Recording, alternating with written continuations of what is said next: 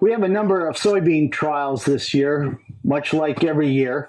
We probably have more soybean trials than any other crop. Our trials are conducted conventional till irrigation, like you see behind me. We have some no-till, we have some double crop soybeans, as well as cover crop soybeans.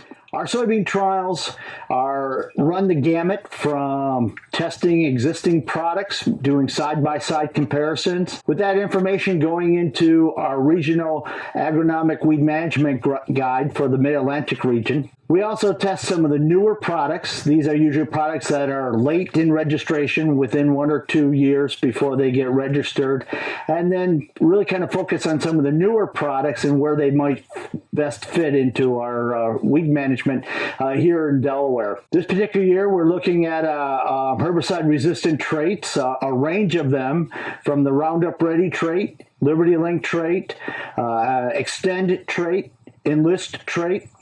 And so looking at all the different herbicide programs that go along with those different traded soybeans. One of the most common weed species that we have in our trials is the glyphosate-resistant Palmer amaranth. And what we're finding is that in order for us to effectively control that species, we need to have a good, solid pre-emergence herbicide program followed by a timely post-emergence herbicide. And for, our recommendation for most growers is to scout when they see that their Palmer amaranth is approaching 3 inches to go in with a post-emergence spray.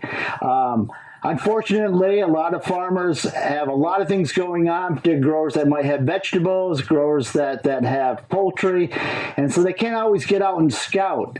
So if they're not going to scout, our recommendation is 4 weeks after the pre-emergence herbicides were applied, apply your post-emergence herbicide.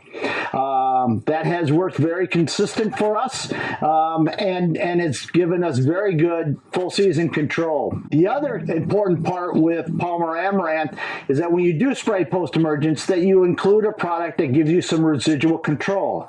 A lot of these new traits like Extend and Enlist, while they provide control of emerged plants, they don't provide residual control. So tank mixing an additional product to provide that sort of residual control is key. We have a couple of soybean trials off station this year on farm, looking primarily at glyphosate-resistant common ragweed.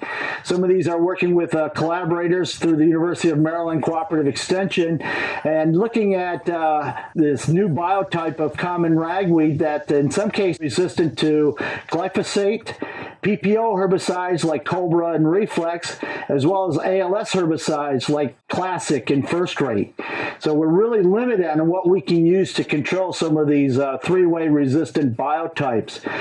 We're looking at Liberty, as well as some of the 2,4-D or dicamba resistant soybeans. And again, if they're used as part of a program, a good pre-emergence with timely post, we're able to get effective control in soybeans.